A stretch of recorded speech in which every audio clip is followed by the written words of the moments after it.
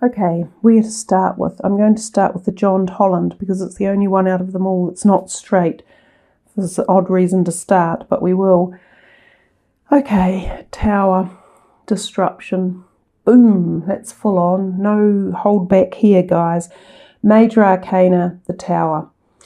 Today exemplifies so deeply the Tower energy. Unexpected upheaval that can change your life's direction. It can be quite, well, it's unexpected often, but it can be angst creating. So feeling anxious, tied up, deflated, a little bit depressed, worried. However, you don't need it to feel that way. The Tower is about transformation, changes at the core of your soul. So I like his card in many ways. You see the golden glow behind the shattered pieces of him.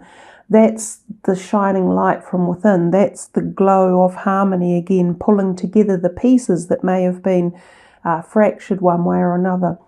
So the Tower is about dismembering something but reformatting it in a new shape, which is exactly how that picture is depicted there. So it's quite a good idea of what can happen.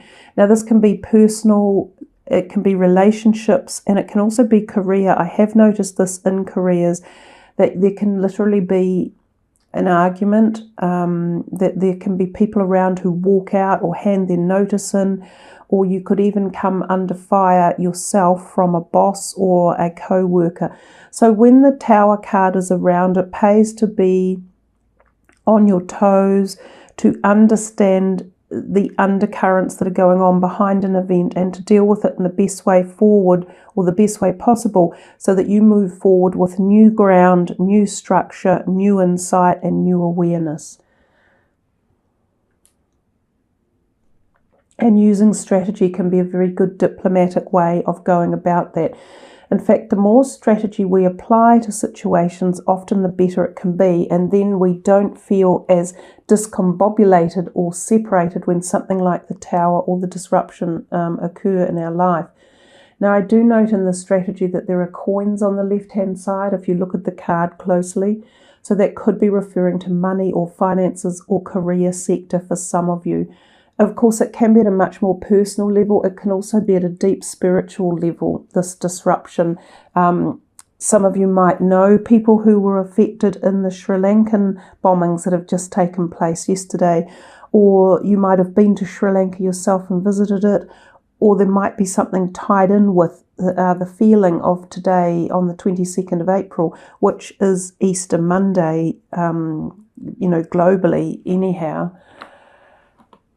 The Chariot. There's a beautiful, strong card. So even though you have the disruption, you have another major arcana next to it. And both of them actually indicate incredible strength and the fortitude to continue on and reshape, reshuffle, move on, no fear. In fact, I follow a guy on YouTube called Suspicious Observers, and every video he finishes off with, he says, no fear, everyone. Don't be in fear. Be encouraged. Be in movement. Be forward. Be prepared to learn, change, and grow. So the two of them go very well together. They represent personal power and spiritual power and attainment of knowledge, awareness, and understanding. They can represent movement and travel and shifting.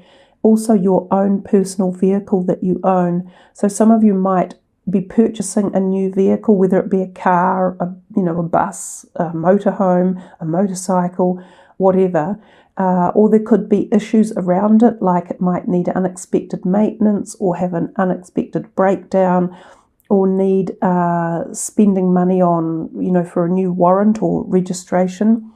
It can also have to do with going on road trips, so driving somewhere and going on a holiday. Shifting house most definitely are possibilities when this one, the Chariot, turns up. Sometimes we shift house because something has happened that pushes us to move out of where we've currently been living due to an argument or a strategy that's changed direction or needs implementing, or shifting about. So the Chariot can also represent very deep spiritual balance and awareness and strength as well. I note these moons in here, so the moons could be playing a role in it. Of course, we've just been in a pink full moon at the moment on this Easter weekend, so that could also be playing a role somehow. Let's go to the soul's journey for you. Relationships. I am attracted to those people who serve my higher good. These cards have these mandalas on them. Mandalas, and if you just look at them enough, they actually help to activate the very topic that they are talking about. So if you sort of really gaze into that, this could give you some insight into relationships in your life. It's very interesting that it's saying, I'm attracted to those people who serve my higher good. So if there have been people around who have caused disruption or disharmony, or you've been in relationships that no longer serve you or needed to be rearranged or moved on, now is a really good time to strategize and do that with your own personal inner Leo strength and power. I'll read you the message from the book for relationships as well. Just bear with me while I find it.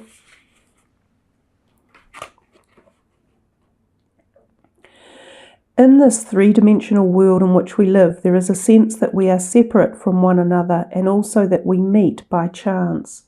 This is an illusion. The people in our lives are drawn to us and are here for a reason. It is through sharing experiences and having relationships with others that we begin to understand ourselves. When someone appears in your life, you must see what is not resolved or whole in the person and understand the lessons he or she brings home to you. You draw others to you like magnets in order to learn various aspects of yourself. The people you have close relationships with on earth are usually members of your soul family. You have chosen to incarnate together to help each other learn lessons, even though it may not seem that way to you now. Once a lesson is learned, don't be surprised if that person fades away. People are in your life for a reason, a season, or a lifetime.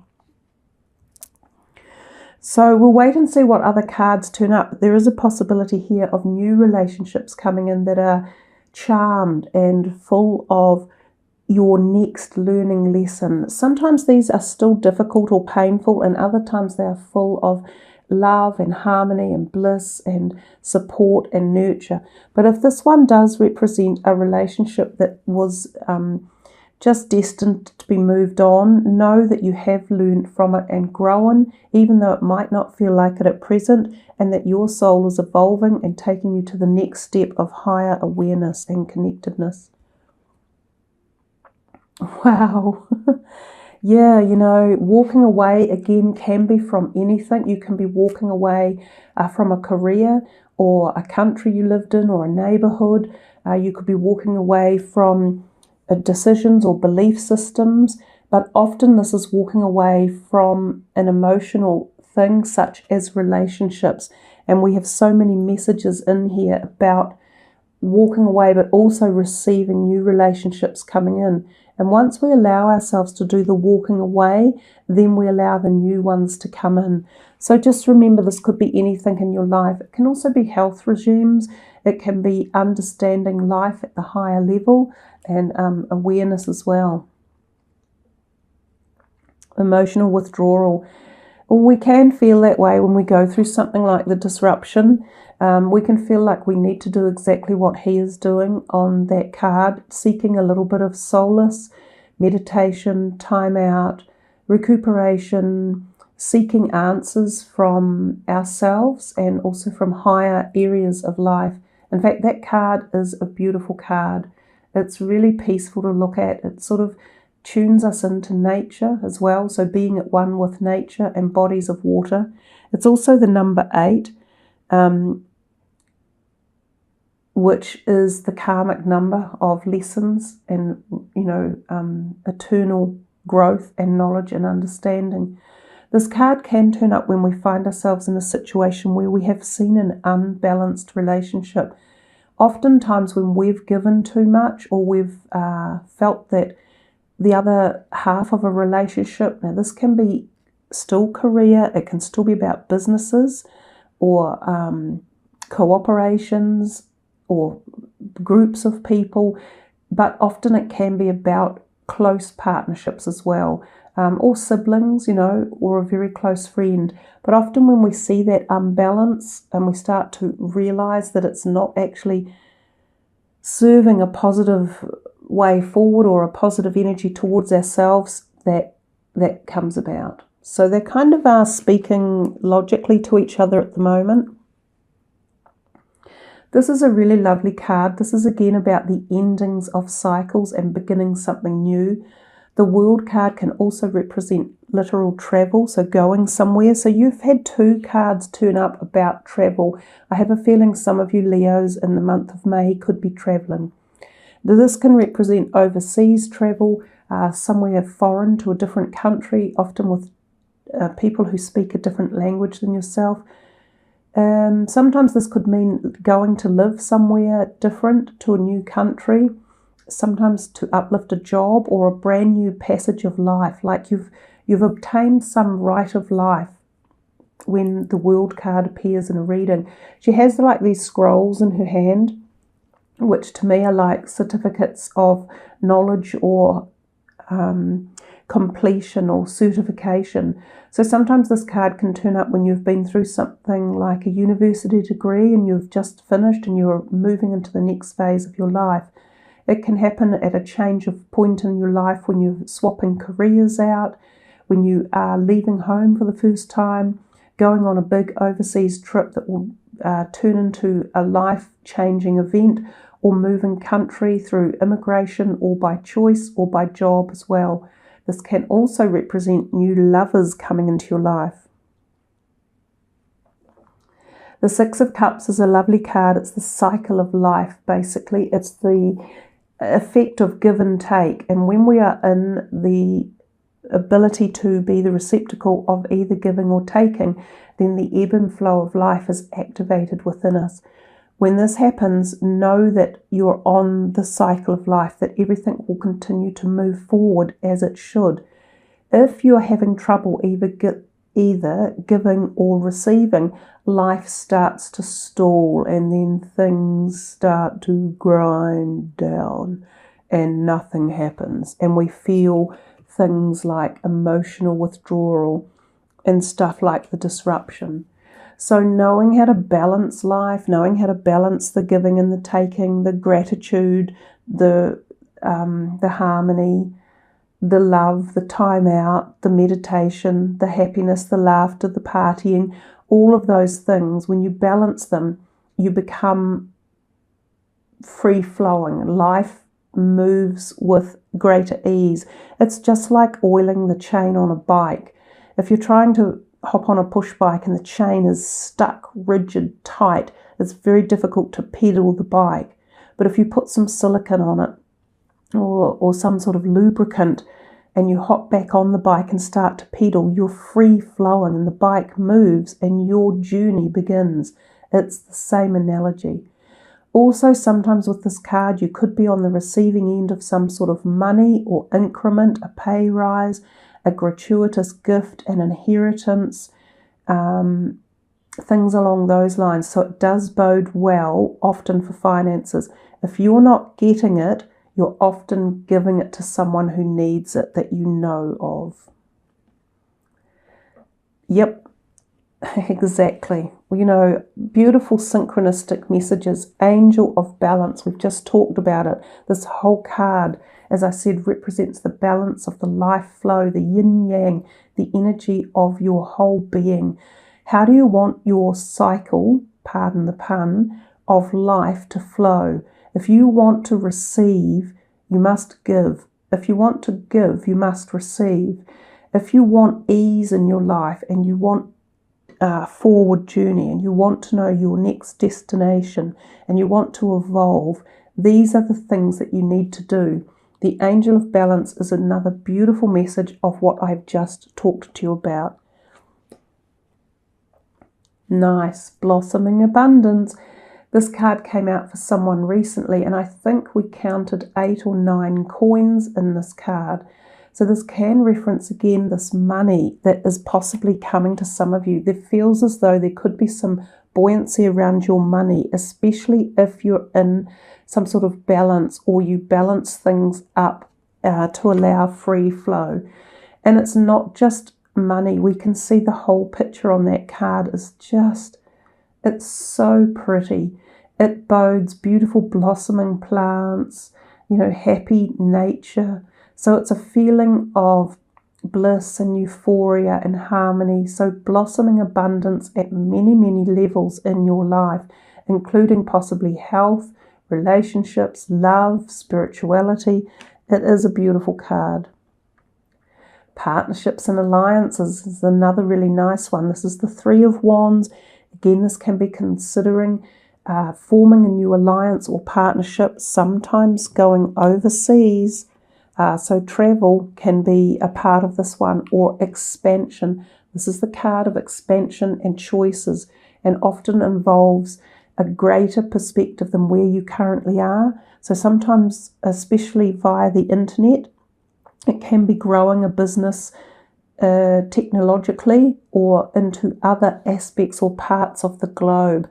So sometimes you might travel to do it, to form these partnerships and alliances, of which they were also in this World card.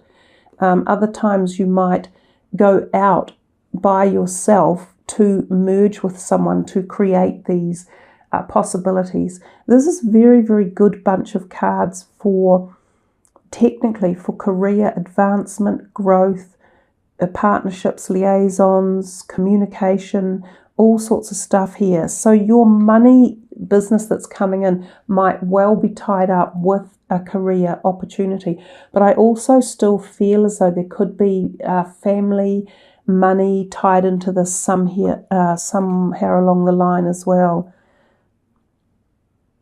Oh, the 9 of Cups, the Wish card. Now, do you know, I couldn't tell you the last time this card came out. I haven't seen it turn up in a reading from the John Holland deck for a very, very long time. So beautiful is that picture to look at. It says fulfillment of wishes. Your wishes are granted. This is an opportunity. This is a wee bit like the Magician card. It's as if the universe is saying to you, timing is ripe to do something here, guys, to act on this blossoming abundance, to understand the journey of life and to show your strength, and to know that when disruption comes, it takes you back into these opportunities of growth and learning and the ability to walk away from what is not serving you, to balance life out in harmony, and to explore the world, because the world is your oyster when you get something like the Wish card coming in. Really enjoying the way your reading's coming together. Judgment and disruption are very, or the Tower, very, very similar. Again, you see, so the more cards we start dealing, the more messages we're duplicating. I have a feeling they're almost ready to close the reading down because we are starting to replicate messages. The Judgment is very similar to the Tower in as much that you get this epiphany, like this horn blowing on the top of his mind, illuminating his head, and there's illumination here on the top of his head, that you get this epiphany that you understand something wasn't working, it just wasn't serving you right. So you balance things out and you take time to find resolve and to have a strategy on how to move forward and change what wasn't serving you and turn it into your positive purpose in life. And that's what the Judgment is. Sometimes too, the card can denote things going on with your head, either physical pain like eyesight, earaches or toothaches, but also sometimes feeling anxious. So I think for the month you've got some great positivity and options in many aspects of your life, even including this one, the relationships.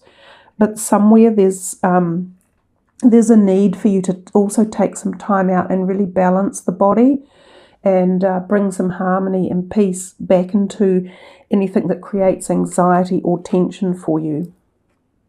Oh, I pulled 2 up by mistake. You've had a 11 before, I think, but you've now got cornucopia, and I said the messages are starting to just replay themselves, and we've got the goddess of the moon. So the goddess of the moon is very much about, sort of connecting with your higher self, feeling into intuition in particular, paying respect to the divine aspect of our knowledge and wisdom and our life and our journey that we chose to take.